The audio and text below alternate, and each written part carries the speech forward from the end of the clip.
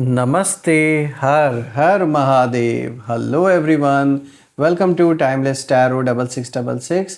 आई hope आप सभी बहुत अच्छे होंगे, स्वस्थ होंगे, मस्त होंगे। भोलेनाथ की कृपा सदैव आप और आपके परिवार पे बनी रहे, मैं यही प्रार्थना करता हूँ आप सभी लोगों के लिए।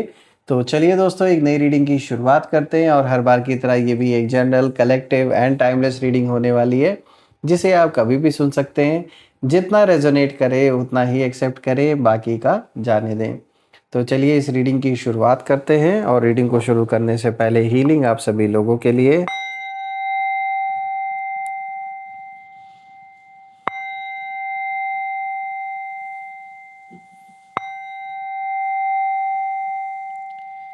हे भोलेनाथ, जो भी मेरे व्यूवर्स इस वीडियो को देख रहे हैं, जहाँ से भी देख रहे हैं, उनके इर्द गिर्द जो भी नकारात्मक ऊर्जा मौजूद है वो इसी क्षण अपने ओरिजिन पे सेंटर की ओर 100 टाइम्स मल्टीप्लाई होके वापस लौट जाए। All the negative energies go back to the sender. All the negative energies return back to the sender. आप और आपके घर परिवार के इर्द गिर्द एक ऐसी छत्र छाया बनी रहे जिसमें कोई भी नकारात्मक ऊर्जा प्रवेश ना कर सके। आपके जीवन में धन संपत्ति, हर चीज़ से मान सम्मान, हर चीज़ से आपका जीवन भरपूर रहे, किसी चीज़ की कमी ना हो। आपका स्वास्थ्य और परिवार में सभी लोगों का स्वास्थ्य अच्छा बना रहे। तो चलिए दोस्तों, भोलेनाथ का आशीर्वाद लेकर और माँ कामाख्या जी का आशीर्वाद लेकर इस रीडिंग की शुरुआत करते हैं। लेट्स फाइंड आउट आज आपके लिए क्या मैसेजेस हैं, क्या गाइडेंस हैं। Let's see. Dear divine, dear angels and sister, हे महादेव, प्लीज़ गाइड करें जो भी मेरे व्यूवर्स इस वीडियो को देख रहे हैं उनके लिए क्या मैसेजेस हैं, क्या गाइडेंस हैं, प्लीज़ शेयर करें। सबसे पहला कार्ड यहाँ पर आया स्कैवेंज रैथ। बहुत ही पावरफुल कार्ड आया दोस्तों। Anomaly, sorry, exposed. All right, तो कौन है भाई जो एक्सपोज होने वाला है? ऑल राइट, चलिए सबसे पहले मैं कार्ड्स को अरेंज कर देता हूँ ताकि आपको प्रॉपरली हर एक कार्ड विजिबल हो। I guess it's clear enough now. तो चलिए हर एक कार्ड को गहराई से यहाँ समझने की कोशिश करते हैं। तो शुरू करते हैं दोस्तों। आज का जो सबसे पहला कार्ड यहाँ पर आया है, स्कैवेंज का कार्ड आया है। दोस्तों ये कार्ड साफ दिखा रहा है कि आपके विरोधी कहीं ना कहीं शुरुआत से ही ये लोग यूज़ एंड थ्रो वाली जो एनर्जी है उसमें थे। साफ दिख रहा है कि ये सिर्फ आप नहीं, बाकी लोगों के साथ भी इन्होंने ऐसा ही किया है। ये ना काफ़ी सेल्फिश पर्सन है, ये मेल फीमेल जिनकी भी एनर्जी है, साफ दिख रहा है कि बहुत सेल्फिश हैं। सिर्फ अपने बारे में सोचना, अपने फ़ायदे के बारे में देखना। इन्होंने आपको कभी इक्वल नहीं समझा, बल्कि आपको एक रिसोर्स की तरह इन्होंने देखा है हमेशा। जहाँ से फ़ायदा मिले वहाँ तक कहीं ना कहीं साथ निभाया, फिर पीछे हट गए। सिर्फ अपने फ़ायदे के लिए ये लोग जुड़े रहे। आज भी इनके मन में अगर कोई चीज़ है तो बस यही है कि भाई जब तक फ़ायदा मिल रहा है तब तक जुड़े रहो। जब फ़ायदा मिलना बंद हो जाए तो जैसे हम ना आपको पहचानते, आप ना हमें पहचानो। तो इस तरीके का कहीं ना कहीं इनका व्यवहार है। इन्होंने बहुत प्रॉफिट आपसे कमाया, आपके नाम पर कमाया, आपसे शायद पैसे भी कमाए, जैसा भी है मॉनेटरी वे में इन्होंने कमाया, या आपके नाम से कोई इनका काम बना। आपके आपकी एक ऐसी पहचान है लोगों के बीच में। और आपके जो गोल्डन डेज रहे होंगे, चाहे किसी फैमिली मेम्बर का बहुत अच्छा किसी चीज़ का काम रहा होगा, तो इन्होंने बहुत प्रॉफिट कमाया उनके थ्रू, ऐसा कुछ दिख रहा है। सिंपल वर्ड्स में कहूँ दोस्तों तो इन्होंने आपकी काइंडनेस, आपकी सॉफ्टनेस और आपकी जो लॉयल्टी है उसको कहीं ना कहीं वीकनेस समझ लिया। और इनको लगा कि भाई जब तक फ़ायदा मिल रहा है इनसे, तब तक ऐसे ही इनसे अच्छे अच्छे मीठी मीठी बातें करते रहो, इनसे जुड़े रहो, इनके साथ लगे रहो। जैसे ही थोड़ा सा बुरा वक्त आया या कोई चैलेंज आया तो इनसे बड़ा दुश्मन बन के कोई नहीं बैठा दुनिया में। लेकिन अब जो एनर्जी है वो उलट गई है दोस्तों। आज कहीं ना कहीं वही लोग स्कैवेंज मोड में हैं, मतलब जो स्क्रैप्स बचते हैं ना उसी पर जी रहे हैं। यानी ऐसी हालत हो गई है कि पहले जो आपके दम पर, आपके नाम पर जो इतना उड़ रहे थे हवा में, जो कमा रहे थे या जो प्रॉफिट कमा रहे थे, आज ऐसी हालत हो गई है कि बस सर्वाइव ही कर लेंगे तो बहुत बड़ी बात है। इनकी लाइफ में अबंडेंस नहीं है, बस पहले शुरू शुरू में इन्होंने शायद बहुत प्रॉफिट कमाया आपसे, और इसी चालाकी में ये थे। इनको लग रहा था कि हम तो भाई बहुत चालाक है, ऐसे इनको बेवकूफ़ बनाकर इनके साथ जुड़े रहेंगे, फ़ायदा कमाते रहेंगे और ये कभी जान नहीं पाएंगे, इनको हम धोखा भी देंगे। लेकिन जान लीजिए कुछ और भी बुरा हो सकता था। ऐन वक्त पे ईश्वर ने आपको बचाया है इन लोगों से। अब इनके जीवन में इनको कोई क्लैरिटी नहीं है कि किस डायरेक्शन में आगे बढ़ना है, और सबसे बड़ी बात यह है कि इन्हें अब कहीं ना कहीं समझ आ रहा है कि इन्होंने क्या खो दिया अपने जीवन में, आप जैसे व्यक्ति को खो दिया। क्योंकि असली धन तो आप थे, लेकिन इन्होंने स्थूल धन को, जो मटेरियलिस्टिक चीज़ें, उनको ज़्यादा प्रायोरिटी दी। और आज जब वो सारी चीज़ें छिन गई इनके लाइफ से, तो अब इन्हें रियलाइज़ हो रहा है कि जो असली धन थे वो आप थे। लेकिन आज भी मौका मिले तो धोखा देने में ये पीछे नहीं हटने वाले। देखिए, आपसे जो इन्होंने लिया था वो टेम्परेरी था, लेकिन जो उन्होंने खोया है वो परमानेंट है। बात करते हैं दूसरे कार्ड की, तो देखिए रैथ का कार्ड आया दोस्तों, और इस कार्ड में बहुत हैवी एंगर मुझे नज़र आ रहा है। लेकिन ये ना आपका नहीं है, ये उनके अंदर की आग, उनके अंदर की गुस्सा कहीं ना कहीं जो है वो मुझे दिख रहा है। आपके जो विरोधी हैं वो अंदर ही अंदर इस समय इतना जल रहे हैं दोस्तों। ये जेलसी में रिग्रेट और फ्रस्ट्रेशन का जो मिक्स है, सब कुछ, सारी फीलिंग्स का, वो कहीं ना कहीं दिख रहा है। ये कहीं ना कहीं यही सोच रहे हैं कि कैसे ये इंसान, यानी कि आप, आज भी स्ट्रॉन्ग खड़े हैं। क्योंकि इनकी जो एनर्जी है वो पूरी तरीके से, मतलब इनको लग रहा है कि मतलब अभी तक आप इमोशनल लेवल पर भी शायद इन्होंने कुछ ऐसा किया कि इनको लग रहा था आप टूट जाओगे पूरी तरीके से, लेकिन ऐसा कुछ हुआ नहीं। तो इनके अंदर और भी गुस्सा आ रहा है कि यार इतना सब कुछ होने के बाद भी ये पर्सन आज भी आंखों में आंखें डाल कर ये हमारे सामने खड़े हैं, इनके चेहरे पर शांति है, जीवन में स्टेबिलिटी है, तो ये कैसे पॉसिबल है। देखिए, उनकी ये जो जलन है ना, वो उन्हें अंदर से ही कहीं ना कहीं खा रही है। लेकिन यहाँ एक डीप मैसेज भी है कि उनका ये जो गुस्सा है वो एक्चुअली उनकी हार का प्रूफ है। ये बहुत बड़ा प्रूफ है जो साबित करता है कि किस तरीके से ये हार चुके हैं आपसे, थक चुके हैं लड़ते लड़ते।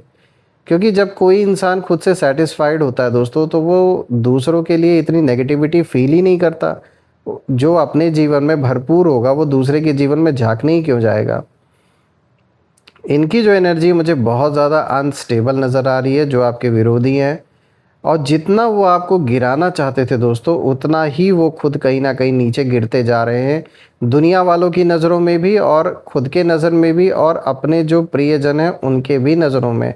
इनकी अपनों से भी नहीं बनती है। सिर्फ आपकी ही बात नहीं है, ये इंसान ही ऐसा है, ये पर्सन ही ऐसा है। इनका जो बात व्यवहार है वो ऐसा है कि इनसे आपस में ही लोगों से इनकी नहीं बन रही है। अब बात करते हैं तीसरे कार्ड की, तो देखिए अनोमली का कार्ड है दोस्तों, और ये कार्ड पूरी रीडिंग को एक ट्विस्ट देता है। क्योंकि ये कार्ड दिखाता है कि आप उनके लिए नॉर्मल नहीं हैं, आप उनके एक्सपेक्टेशंस में फिट ही नहीं होते।